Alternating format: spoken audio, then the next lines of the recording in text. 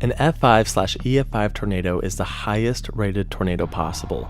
These tornadoes are deadly, they're devastating, and thankfully they're quite rare. But they do occur, and in the past 150 years, there have been over 100 tornadoes that are believed to have had F5/EF5 strength. And today we're going to do a top 10 list on what I think are the most significant of these tornadoes. What do I mean by significance? Well, essentially I'm talking about the top 10 most famous tornadoes. Whether that's due to the amount of damage it caused, the amount of fatalities, iconic footage that was captured of the tornado, perhaps the lore behind a specific tornado. What are the tornadoes that have really captured the general public's fascination? That's what we're talking about today. Let's get into it.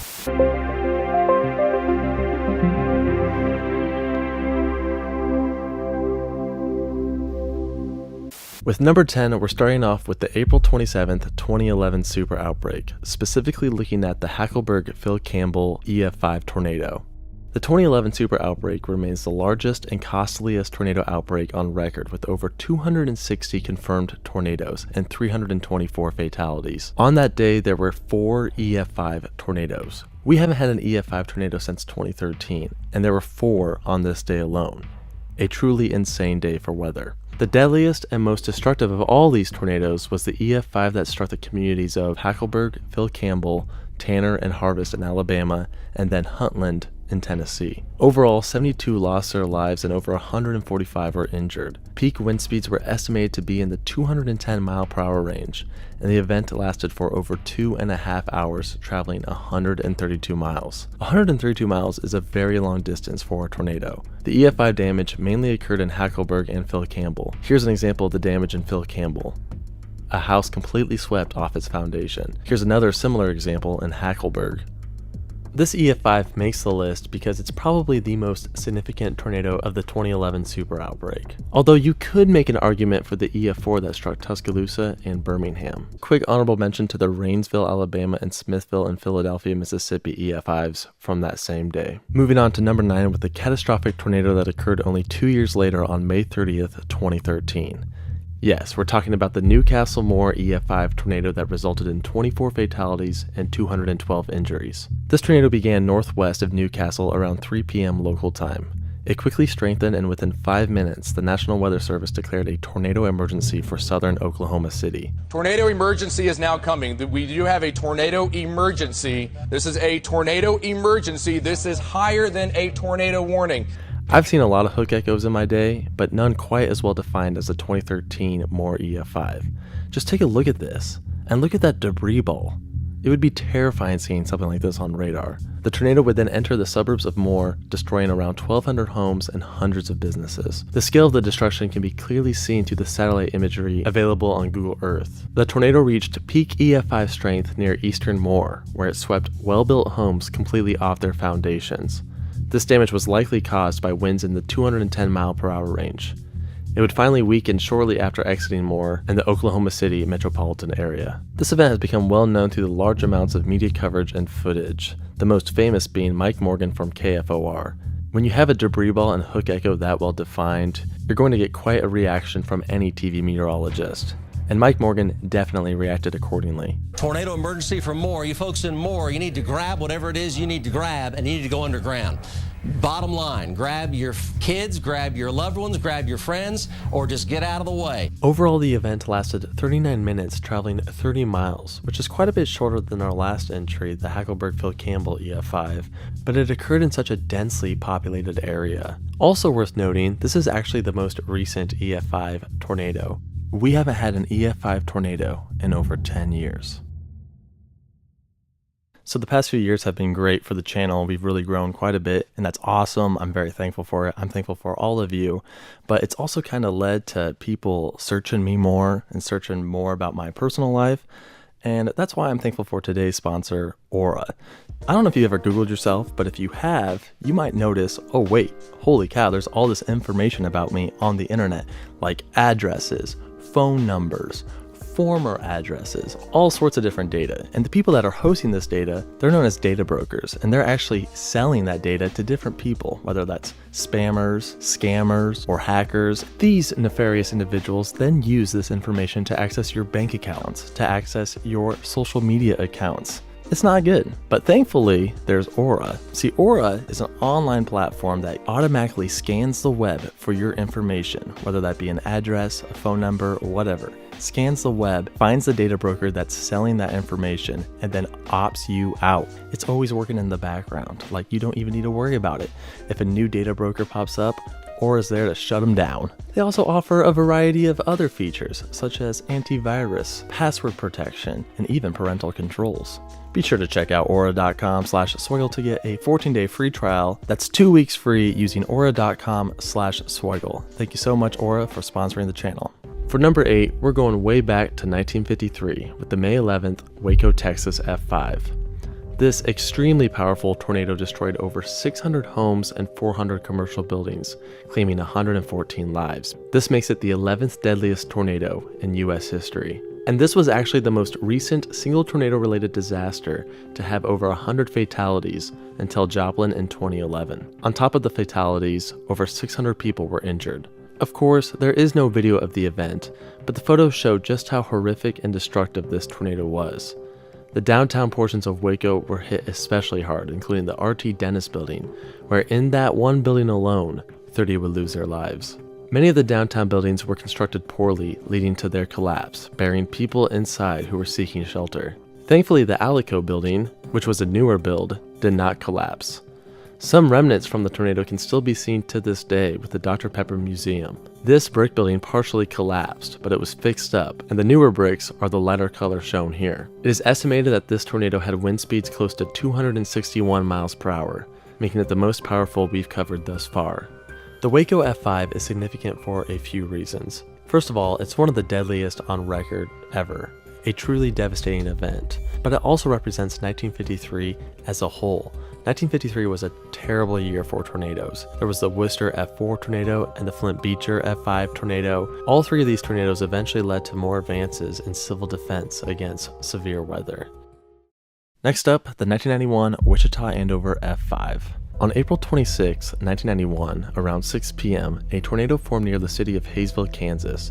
It quickly intensified to an F3 level where it began to leave a path of destruction through the southern suburbs of Wichita. It then crossed the Kansas Turnpike and destroyed the Green Ridge Heights subdivision, creating damage in line with F4 tornado strength. Growing in intensity, the tornado entered the McConnell Air Force Base, where it narrowly missed 10 B-1B bombers worth $280 million each. 2 of these bombers were equipped with nuclear warheads. The tornado destroyed several buildings within the Air Force Base before continuing on towards Andover. As it approached Andover, the tornado completely swept well-built houses off their foundations on par with F5 level damage. At the same time, the tornado sirens in the city failed to activate. Thankfully, police officers quickly entered the Golden Spur Mobile Home Park, informing the residents to seek shelter. This action saved dozens, maybe hundreds of lives, as just 10 minutes later, the trailer park took a direct hit. In the end, there were 17 fatalities and 22 injuries. The 1991 Andover tornado is definitely one of the more well-known F5s. One reason why the tornado has become so iconic is due to it occurring around the same time camcorders became more affordable and abundant in the general population. Most people around that time had video cameras, so for that reason there's a ton of footage of the tornado, including the famous Duke Evans footage and what might be one of the most famous pieces of tornado footage ever, the McConnell Air Force Base footage.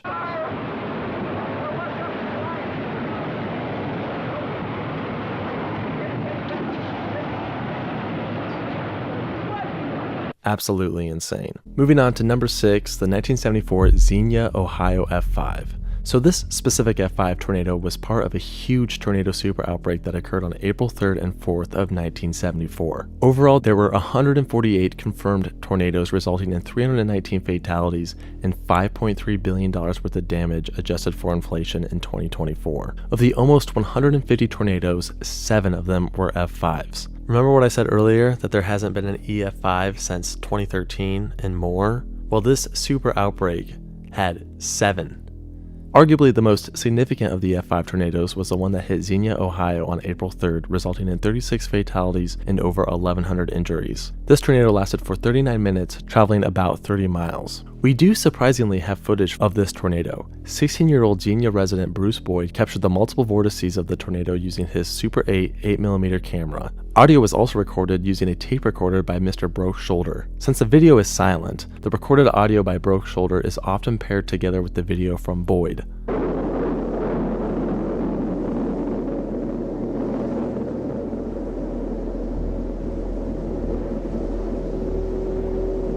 Like the McConnell Air Force Base footage from the previous entry, the video captured by Boyd is considered to be one of the most significant videos ever captured of a tornado. Ted Fujita did a large survey of the damage created in Xenia and concluded that the tornado may have had wind speeds over 300 miles per hour. In fact, he originally gave the tornado an F6 plus or minus 1 rating, but then he reversed his rating, giving it an F5, as an F6 is considered inconceivable damage. Essentially, an F5 means like clean slate destruction. I mean, we're talking all that's left is a bare concrete slab. So how can there be an F6 if F5 is already pure, true devastation?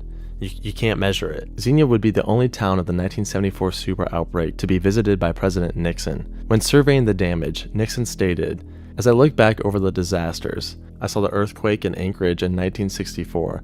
I saw the hurricanes, Hurricane Camille in 1969 down in Mississippi, and I saw Hurricane Agnes in Wykes Barn, Pennsylvania, and it is hard to tell the difference among them all. But I would say in terms of destruction, just total devastation, this is the worst I've ever seen." Number 5. The May 27th, 1997 Gerald, Texas F5. This enigmatic tornado formed around 3:40 p.m. just east of Gerald, Texas, parallel to Interstate 35.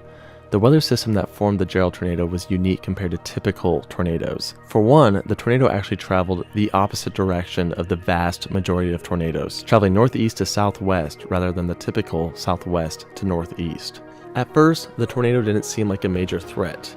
It appeared as a tiny rope, barely disturbing hay bales. But within a few minutes, the tornado intensified and grew from a rope to a huge and dark wedge. This was also a multi-vortex tornado. These vortices can be seen in the now infamous Dead Man Walking photo captured by Scott Beckwith. Now at peak strength, the tornado entered the Double Creek Estates subdivision just north of the main part of Gerald, where it caused some of the most intense damage ever surveyed. The well-built homes within the Double Creek Estates were completely destroyed and cleaned from their foundations. Clearly F5 level damage. Within this subdivision, 27 would lose their lives. Some believe the Gerald F5 tornado had wind speeds over 300 miles per hour, making it one of the strongest, most powerful tornadoes ever recorded. Others believe it wasn't the strong wind speeds that created the strong damage, but the slow-moving nature of the tornado. It essentially just sat on top of the subdivision. The Gerald F5 tornado has really managed to capture the fascination of tornado enthusiasts. The fact that it started off as like a small little rope tornado that grew into this huge wedge monster. And it also happened just a year after Twister was released in 1966, so that was still on the minds of many. All in all, a unique yet very tragic EF5. The number 4 tornado on this list is the most recent, truly massive and catastrophic tornadic event, and that is the May 22nd, 2011 Joplin, Missouri EF5. We talked about the 2013 Moore F5 earlier, and of course we did mention the 2011 super outbreak, but the EF5 that hit Joplin stands out on its own. This tornado resulted in 158 fatalities, making it the deadliest single tornado event since the Woodward, Oklahoma F5 in 1947. And this occurred in a time where tornadoes were much better understood, and homes and buildings were built stronger. Yet still, the event is one of the deadliest in history. It currently ranks as the 7th deadliest in the US. The tornado destroyed more than 4,000 buildings, making it the costliest on record at $3.64 billion adjusted for inflation. One aspect that made the Joplin EF5 so deadly was the fact that it was rain-wrapped. People literally couldn't see it coming. There are numerous videos on the internet of people looking straight towards the tornado, but you can't see anything. It's just a massive black wall. Truly terrifying. Yeah, that looks really crazy right over there. Oh, it does. It does over there, really. I don't know if that's just heavy rain, but that looks like... To me, the Joplin EF5 tornado is truly a worst-case scenario event. I mean, it formed right before it entered the city and then it dissipated right after it left. The tornado tore a massive path through the southern portion of Joplin. The satellite images from Google Earth show the large amount of destruction throughout the residential streets and commercial district on Rangeline Road, and the scar can still be seen to this day. Number 3 on the F5 list is the tornado we actually just mentioned, the April 9th, 1947 Woodward, Oklahoma F5. This was a very long-tracked, very intense tornado that completely destroyed Glazier and Higgins in Texas, and then heavily destroyed Woodward, Oklahoma. The tornado path was at least 98 miles and could have been as long as 200 miles. However, experts are unsure if the path is just the result of one tornado or a series of tornadoes. 17 died in Glazier, 51 died in Higgins, and 107 died in Woodward. Overall, the event claimed 185 lives and injured 1,000, making it the 6th deadliest in U.S. history. The tornado was believed to have been over 2 miles wide. The destruction in Woodward, Oklahoma was catastrophic. Over 100 blocks of the city were pulverized. There's also a bit of lore behind the Woodward tornado. The deaths of 3 young girls were never claimed, so their origin is still unknown. They all received proper burials thanks to the generosity of a local resident named Wayne Lawson. Another victim, Joan Gay Croft, went missing after the event. According to eyewitnesses, she had an injured leg and was receiving care at a local hospital. While she was waiting with others in the hospital basement, 3 men in military uniforms took her away, claiming that they were taking her to Oklahoma City, and what happened to her after that still remains a mystery to this day. I did a video about this in case you are interested. But now it's time to move on to number 2, the runner-up. Definitely the most well-known and infamous modern tornado event, and that is the May 3rd, 1999 Bridge Creek Moore F5. To this day, this is believed to be the most powerful tornado ever recorded, with estimated wind speeds between 300 and 320 miles per hour. Hurricanes are massive, obviously, but in terms of power per square meter, this may be the most powerful weather event in recorded history. Truly a monster. The tornado initially touched down around 6:20 p.m. near the small town of Amber, Oklahoma. Initially, it was an F2, but the tornado grew in strength quite quickly as it traveled through the countryside. By the time it actually reached Bridge Creek, this tornado was already a massive wedge F5. Here's some of the damage it caused in Bridge Creek. Absolutely devastating. Of course, the tornado only had just begun. A very well-defined hook echo had just formed on radar and it was heading straight towards Moore and southern Oklahoma City. The severity of the situation was incredibly obvious. A huge, confirmed tornado was heading straight towards a highly populated area. Mike Morgan and company at KFOR knew the serious nature of the situation, and you can hear it in their voices during the live broadcast. Get below ground, get in the interior closet or bathroom, get in the bathtub. We plead with you. There it is, crossing Interstate 35. There is a tremendous amount of debris in the air. We pray and plead with you, please get down now. Also, for the first time ever, a tornado emergency was issued by the National Weather Service. Incredible coverage was also captured by Gary England and his team over at KWTV. The tornado entered the suburb of Moore, creating a wide path of destruction. It headed north but then shifted east as it tore through Del City and then finally left the suburbs of the greater Oklahoma City metro area. All in all, the tornado lasted 1 hour and 25 minutes. It traveled 38 miles, destroying 8,000 homes, 1,000 apartments, and 260 businesses. The scar could be seen for quite a while through historic satellite imagery. Here it is in 1999, and you can still kind of see it as we go through the years. And to this day, you can still find abandoned driveways that used to lead to homes that were destroyed in the tornado. The tornado is significant because it really was a worst case scenario, kind of like Joplin from earlier. Many had feared that something like this would happen towards Oklahoma City, and on May 3rd, 1999, it did. The footage from KFOR, especially the scene with the horizontal vortices where Mike Morgan is left speechless, is still one of the most insane and heartbreaking pieces of tornado footage in existence. You possibly can. That's an F. Look at the horizontal vortex. That is an F4 to an F5. Just go get safe. Oh my gosh. 89, South 89.